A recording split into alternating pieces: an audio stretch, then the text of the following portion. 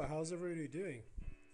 So I hope everybody's having an awesome day, an awesome weekend. Happy, happy, happy, happy, happy New Year to everybody. Hope we all had a great time over the holidays. Again, this is 50 pips rocking and rolling here on the 4th of January 2015. Not making any trade calls or recommendations because you and only you are responsible for the trades you may decide to take. And the fact you're listening to this means you've read, you understand, you accept all the disclosure disclaimers on the side, understanding that this is just some technical analysis in a learning context for educational purposes only.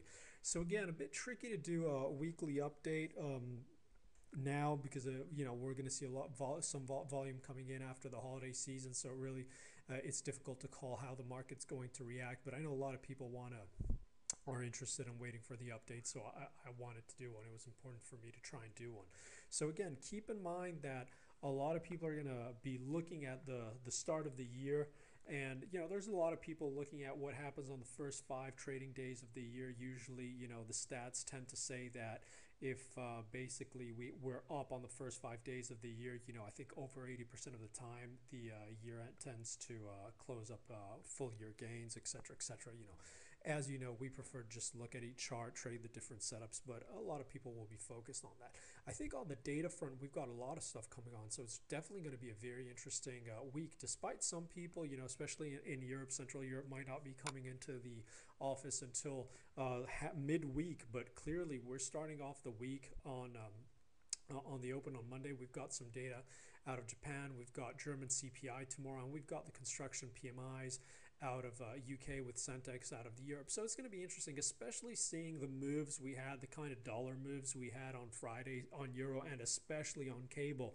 It's going to be very important to see how the market readjusts positioning and squaring ahead of those releases and also through those releases, okay? And that's just Monday. Then we're going to go into Tuesday trade, and we've got the trade balance out of Australia. We do have all the PMIs. Even though some European countries are going to be closed, we've got all the PMIs out of China, PMI out of the UK, PMIs out of the Europe, UK. We've got basically the dairy trade price index out of New Zealand, and again, past months, really it's been a pretty decent mover, right? We've seen, if memory serves me correctly, Kiwi moving something like 60 to 80 pips on those releases, so it's definitely something to keep an eye out for if you're trading New Zealand dollar. And that's just Tuesday. Then on Wednesday we've got the CPIs out of Europe. We've got a bunch of other stuff in terms of trade balance, ADP, but especially we've also got the FOMC minutes. Then we're going into Thursday we've got a bunch of stuff too, building permits, building approvals out of Australia. We've got the rate decision with the MPC rate statement out of the UK. We've got unemployment claims, and then going into Friday, just in terms of the little cherry on top of the cake, we've got retail sales out of Australia. We've got the CPI out of China. We've got manufacturing production out of the UK, unemployment out of Canada, and the US with non-farm payrolls. So clearly there's going to be a lot of interesting stuff. So on the cards, it looks like we're going to be coming into 2015's. Volumes are going to be coming back into the market, and we've got plenty of stuff on the data calendar to keep them busy throughout the whole week. So definitely expecting to see decent moves and decent trading conditions. So what are we going to look at in terms of charts? So I just wanted to keep it simple, and again, we always start the New Year with fresh starts, with fresh charts. Usually if we do our analysis correctly, we should come up with the same lines and the same levels as we had last year. But just as a refresher, just to make sure we don't have any kind of bias, etc., we always start the charts fresh. So again, starting from tomorrow in the weekly sessions, it's going to be a whole slate of blank charts. So if you're thinking of signing up to those, that's a pretty decent time to sign up. What I wanted to look at is, again, just an overview, broad overview of the market. Then depending on the comments I'm going to get this week for the next update, I'll try and tailor it to what people are more interested in or anything else happening. So first of all, I want to focus on the ES. What's happening on the ES? So the ES, really the question is on everybody's mind is, are we going to continue to just rip up, or are we in the process of forming some kind of a complex top? If you remember from last year, one thing we were talking about clearly was the fact that there were a lot of instances where the market just continued to grind higher. We kept on saying it could remain irrational in brackets longer than most people could stay solvents, but unless there was something very different coming out of the Fed, right? chances are we'd expect this to continue to grind higher, even though there were a lot of very interesting tactical opportunities to get short, which we took advantage to. So after the last Fed meeting, etc., we're starting to see signs of weakness. Now, what's interesting is, and what we've been discussing a lot, was that, if you remember, 2075, right? So that was our level. So let's just get it back on here. People who are following the blog will be familiar with this, but it's important to try and construct these from fresh. So that 2075, and we said this is really the bull bear line. Watch for how the market is going to behave around this level. And we see that even when it tried to poke its head above, it couldn't really get any traction, and bam, we're holding right below. So really, as far as we're concerned, there's no real change to what we said at the end of last year. This is really going to be the bull bear line going into the year. 2075s, and again, especially closing from a daily perspective, is going to be very, very important to see how the market behaves around that level. To the downside, I mean, short term, again, to give something which is a bit tradable into the week, keep it very, very simple. We're talking 2075s, 2050s, 2025s, and the 2000 level, right? That was our focus. So again, there's no real change to what we're saying, is we're looking for tactical opportunities to get short on failures at those 2075s. We thought the 2050s will come quick, right? And these will all be pivotal levels. So again, going into the beginning of the year, watch what happens around those 2075s. I think if we're closing above the daily close above the 2075s, we'll most likely try and print new highs and continue to stay bid. If we can't get closes above there, then we should see some kind of a healthy correction. And again, keep in mind, just for all the buy the dipper peoples that have only seen prices going up, even if we correct, all the way back down into those previous lows, this is not even the start of a healthy correction, So keep in mind, you'll be talking about 2, 3, 4, 5% still be a healthy correction. So just keep that in mind. So again, could be a very, very interesting start to the year. What's happening on crude? So as crude, do we have a line on here? So crude, a lot of people are focused on trying to catch the knife. And again, I'm in the camp that I don't want to get caught trying to catch a falling knife. I don't like trading crude to the short side, especially at lows. And if anything, I'm more partial to try to catch some kind of a bounce. From a bigger term perspective, if you're asking me where do I think the next 20 bucks are going to come in the next 12, 14, 15 months, I still think we'll probably, and we've been talking about this, we probably have to probe lower than these 52 levels, but I would expect the next 20 bucks to come to the upside, not the downside. So you can take that into consideration whether you're looking to construct some kind of a longer term position or not. Right here, we discussed also that our pivotal level, our line to watch on crude were the 55s, and that doesn't really change. That's really our bull bear line. Look for action around there. Daily closes around those 55s to give us some kind of a direction or feel for how the Momo is moving. Now, I think a lot of people are going to be tempted to try and find levels and lines, right? If you look at this, this is very, very heavy. This is a line I had up there. I think this is what we're looking at. This, some people, because somebody asked me about this, this move up, and you've got a 78.6 level here coming in at the 51s.